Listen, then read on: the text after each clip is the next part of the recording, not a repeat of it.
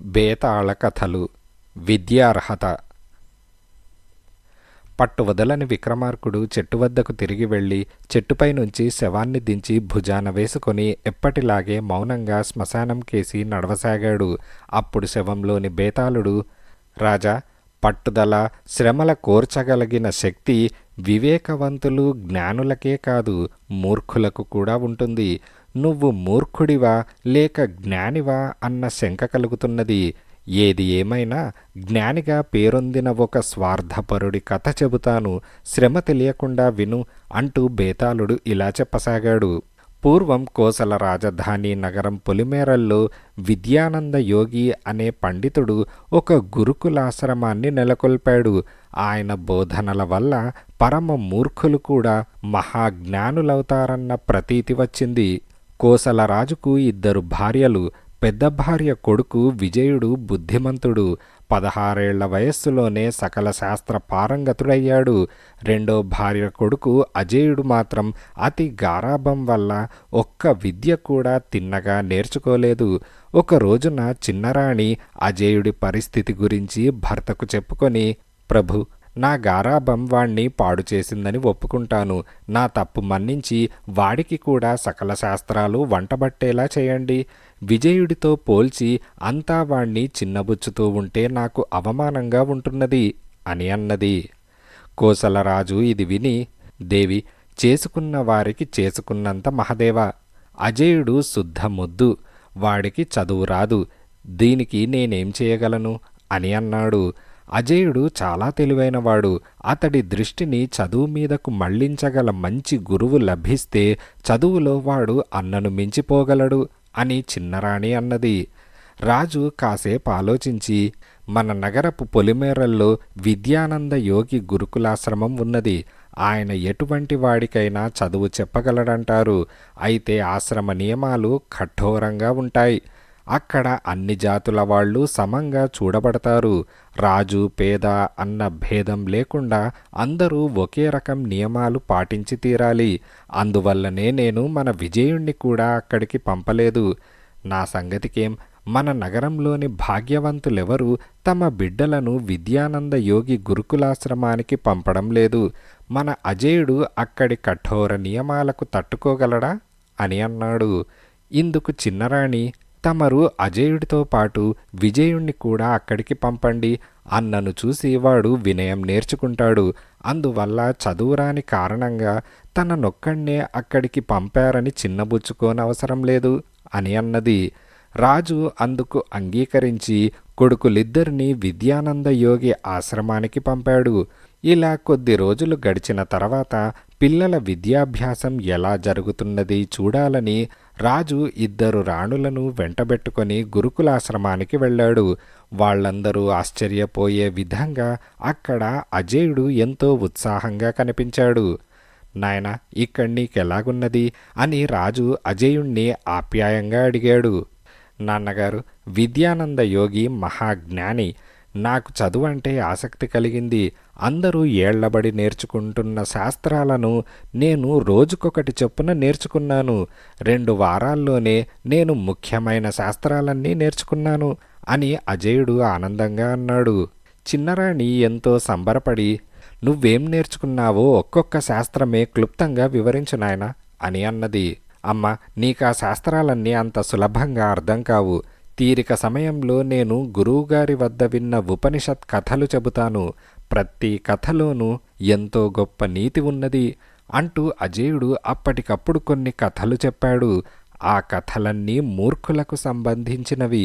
ప్రపంచంలో తమకు తెలియంది లేదని, తెలివితేటలలో తమను మించినవారు లేరని అనుకొని అహంకరించి భంగపడ్డ మూర్ఖుల కథలవి. నాయనా, అన్నయ్య కనిపించడేం? వాడి చదువెలా కొనసాగుతున్నది అని పెద్దరాణి ఆతృతగా అడిగింది. ఇప్పుడు నేను చెప్పిన కథలను విద్యానంద యోగి మాకు వినిపించాడు. కొత్తగా చేరిన విద్యార్థులకు ఆయన ఈ కథలు చెప్పడం ఆచారమట. ఈ కథలు వినగానే అన్నయ్య నిరుత్సాహపడిపోయాడు. తనకేమీ తెలియదని, తను నేర్చుకోవాల్సింది చాలా ఉన్నదని అనుకోసాగాడు. అందుకని అస్తమానము గ్రంథపారాయణం చేస్తున్నాడు అని అజేయుడన్నాడు. రాజు ఈ మాటలు విని ఆశ్చర్యపడి విజయుడి కోసం కబురు పంపాడు. విజయుడు రావడానికి కొంతసేపు పట్టింది. వాడు చాలా దిగులుగా కనిపించడం చూసి రాజు, ఏం నాయనా ఇలా ఉన్నావేం? మేం వచ్చామని తెలిసి కూడా చూడ్డానికి రాలేదు అని అన్నాడు. విజయుడు తండ్రికి నమస్కరించి, తండ్రి, నేను అంతఃపురంలో ఉండి గురువులు నేర్పిన వాటిని నేర్చుకొని నాకన్నీ తెలుసునని గర్వపడ్డాను. అతి ముఖ్యమైన ఎంతో కాలం వృధా చేశాను. నేను నేర్చుకోవాల్సింది ఇంకా ఎంతో ఉన్నది. త్వరలోనే రాజ్యభారం నిర్వహించవలసి ఉన్నది కాబట్టి వీలైనంత త్వరగా అన్నీ తెలుసుకోవాలనుకుంటున్నాను. అందుకే నా సమయంలో ఒక్క క్షణం కూడా వృధా చేయడం లేదు అని విజయుడు వినయంగా అన్నాడు. ఈలోగా విద్యానంద యోగి అక్కడికి వచ్చి, ప్రభువుల రాక గురించి నాకు కొంత ఆలస్యంగా తెలిసింది. జపంలో ఉన్నాను, నా ఆలస్యానికి మన్నించండి. నా శిష్యులు తమకేమీ లోటు చేయలేదు కదా అని అన్నాడు.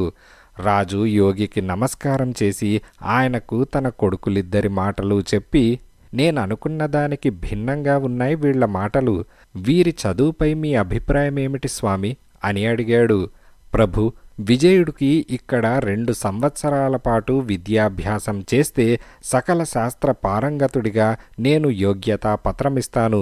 అది పొందిన వ్యక్తికి భక్తి, వేదాంత, లోక జ్ఞానాల్లో తిరుగుండదు అని విద్యానందయోగి అన్నాడు. మరి అజేయుడి సంగతేమిటి అని రాజు అడిగాడు. అజేయుడు అసాధారణ ప్రజ్ఞావంతుడు, ఏకసంథాగ్రాహి. విద్యాభ్యాసానికి అతడికి గురువు అవసరం లేదు. అతడికి విద్యాబోధన చేయడానికి నా తెలివి చాలదు. అతణ్ణి ఈరోజే మీరింటికి తీసుకువెళ్ళవచ్చు అని విద్యానందయోగి అన్నాడు. రాజు ఆయన్ని ఏదో అడగబోయినవాడల్లా మౌనం వహించి అప్పటికప్పుడే అజేయుణ్ణి తన వెంట రాజధానికి తీసుకుపోయాడు.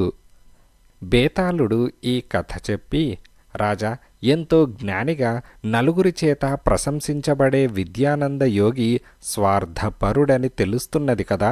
అజేయుడు ఏకసంథాగ్రాహి. అతడి విద్యాభ్యాసానికి గురువు అవసరం లేదు అన్న యోగి మాటల వెనక ఏదో మర్మం ఉండి ఉండాలి. తన దగ్గర అతడు మరికొంతకాలం విద్యనభ్యసిస్తే కానున్న రాజైన విజయుణ్ణి మించిపోగలడన్న భయం యోగికున్నదని నా అనుమానం. భవిష్యత్తులో రాజగురువుగా మరింత కీర్తి ప్రతిష్టలు గడించాలన్న యోగి స్వార్థబుద్ధే కదా అజేయుడికి విద్య నేర్ప నిరాకరించడానికి మూల కారణం. ఈ సందేహానికి సమాధానం తెలిసి కూడా చెప్పకపోయావో నీ తల పగిలిపోతుంది అని బేతాళుడన్నాడు. దానికి విక్రమార్కుడు, ఒక రాజకుమారుణ్ణి అతడి తండ్రి ఎదుట మూర్ఖుడనడం తగని పని. అందువల్లనే విద్యానంద యోగి ఎంతో మృదువుగా ఆ సంగతి రాజుకు అర్థమయ్యేలా చెప్పాడు. అజేయుడు ఏకసంథాగ్రాహి కావచ్చు, కానీ అతడు జన్మతః మూర్ఖుడు. అతడి మూర్ఖత్వం తొలగించాలని యోగి అతడికి కొన్ని మూర్ఖుల కథలు చెప్పాడు. అవి విన్న అజేయుడికి తాను ఆ కథలలో లాంటి మూర్ఖుడినన్న విషయమే స్ఫురించలేదు. 2 వారాల్లో తను సకల శాస్త్ర పారంగతుణ్ణయ్యాననుకునే అజేయుడు నిజంగానే శాస్త్రజ్ఞానంలో దిట్ట అయితే అహంకారం కొద్దీ అందర్నీ బాధించగలడు.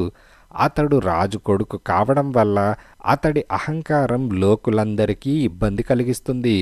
ఆ కారణంగా అతడు విద్య నేర్చుకునేందుకు అర్హుడు కాదు. విద్యానంద యోగి ఎంతో నిస్వార్థ బుద్ధితో రాజ్యక్షేమం కోరి అజేయుడికి విద్య నేర్ప నిరాకరించాడు అని విక్రమార్కుడు సమాధానమిచ్చాడు. రాజుకు ఈ విధంగా మౌనభంగం కలగగానే బేతాళుడు శవంతో సహా మాయమై తిరిగి చెట్టెక్కాడు.